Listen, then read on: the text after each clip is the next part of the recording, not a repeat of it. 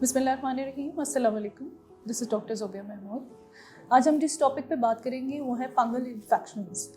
Fungal infections which are very common in Pakistan because of हमारी एक hot environment या गर्म आबो हवा की वजह से और ह्यूमिडिटी की वजह से बहुत ज़्यादा लोगों में ये कॉमन होता है। इसके अलावा बरसात के सीज़न में भी ये बहुत ज़्यादा एग्जेजरेट करता है या हमें बहुत ज़्यादा पेशेंट्स को देखने में मिलता है। इसके साथ समटाइम्स ऐसा होता है कि लोगों को फंगल इन्फेक्शन भी होता है, बैक्टीरियल इन्फेक्शन भी साथ हो जाता है और एक साथ ही रिंग वॉर्म्स भी हो जाते हैं और लोग इसमें डिफ्रेंशिएट भी नहीं कर पा रहे होते। One thing I must mention कि लोग पहले अपनी जो हाइजेनिक लेवल्स हैं उनको ज़रूर एड्रेस करें, उसका ज़रूर ख्याल रखें, जो कि हमारी नेशन में बहुत कम है या लोग रखते नहीं हैं। इसके अलावा इसकी कॉजेज़ में ये हो सकता है कि पेशेंट जो है वो किसी और का टॉवल यूज़ कर रहा है या उसकी क्लॉथ्स यूज़ कर रहा है। इवन कि मैंने देखा है कि पिलो कवर, अगर आप टाइम से, मेरी क्लिनिकल एक्सपीरियंस में है कि अगर आप टाइम टू टाइम अपना पिलो कवर चेंज नहीं करते या तकिए का गलाफ चेंज नहीं करते तो उसकी वजह से भी फंगल इन्फेक्शंस मैंने पेशेंट्स के अंदर बहुत ज़्यादा देखे हैं। तो वन थिंग मैं जो मेंशन करूँगी वो सबसे पहले ये है कि अपनी हाइजेनिक लेवल को ज़रूर एड्रेस करें या उसको चेक रखें, चेक एंड बैलेंस रखें।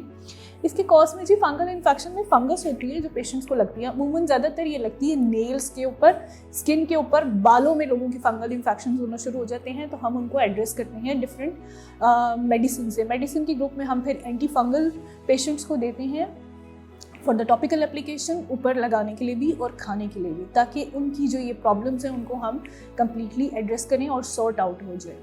इसके साथ साथ मैं ये कहूँगी अपनी हाइजेनिक लेवल्स को ज़रूर देखें, अपने सैनिटाइज़र्स का ज़रूर इस्तेमाल करें, एंटीबैक्टीरियल सोप्स वगैरह का इस्तेमाल ज़रूर करें और स्किन की हाइड्रेशन का ख्याल ज़रूर रखें ताकि आपको मल्टीपल इन्फेक्शन से खुद को दूर रखने के लिए ये बहुत ज़्यादा इंपॉर्टेंट है कि आपने अपनी केयर करनी है, अपनी नेल्स की केयर करनी है, अपनी हेयर्स की केयर करनी है, तो आप इससे दूर रह सकते हैं।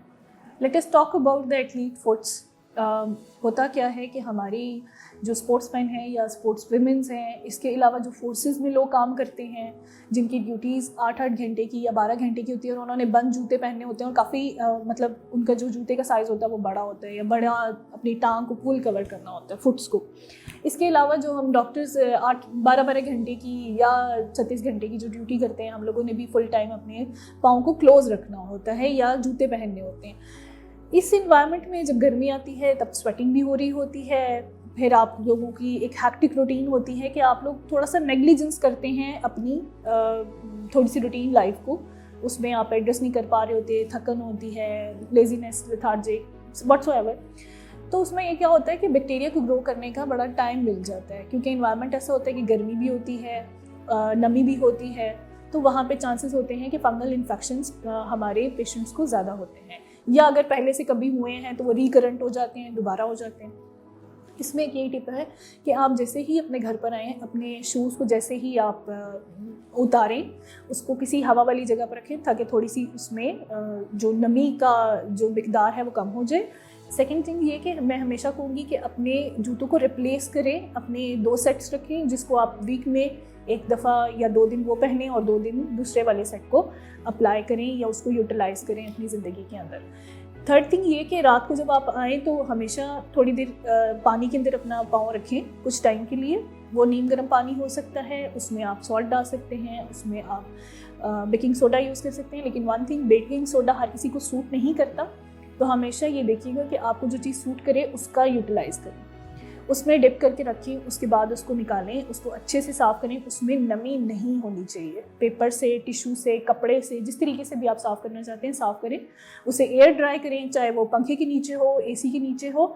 उसे एयर ड्राई करने के बाद अच्छा सा जो भी आप मॉइस्चराइज़र यूज़ कर रहे हैं, थोड़ा सा मॉइस्चराइज़र अप्लाई करें और फिर उसके बाद आप अपने बेड के पास जाएँ या अपनी फुट को कवर करें, जिस तरीके से भी आप चाहते हैं उसको यूटिलाइज़ करें। एक चीज़ ये कि मैं अपने पेशेंट्स को जिनमें मुझे चांस लगता है कि इनको फंगल इन्फेक्शंस पहले होते रहे हैं या हो सकते हैं, उनको हम कुछ मेडिकेटेड नेल पेंट्स जो है अप्लाई करने के लिए देते हैं कुछ सेवरल टाइम के अंदर। वो उसको यूटिलाइज़ करते हैं तो उनमें फंगल इन्फेक्शन के चांसेस कम हो जाते हैं। इसके अलावा जो आपकी सॉक्स है उसको आप अच्छे ब्रांड की यूज़ करें और उसको मतलब रिप्लेस करें डेली बेसिस पे, ताकि आप लोगों को फंगल इन्फेक्शन होने के चांसेस बिल्कुल ना होने के बराबर। आज के लिए इतना ही। उम्मीद है आपको मेरी छोटी सी कोशिश पसंद आई होगी। Thank you so very much. This is doctor Zobia Mahmood signing off. अल्लाह हाफ़िज़। Take care of yourself.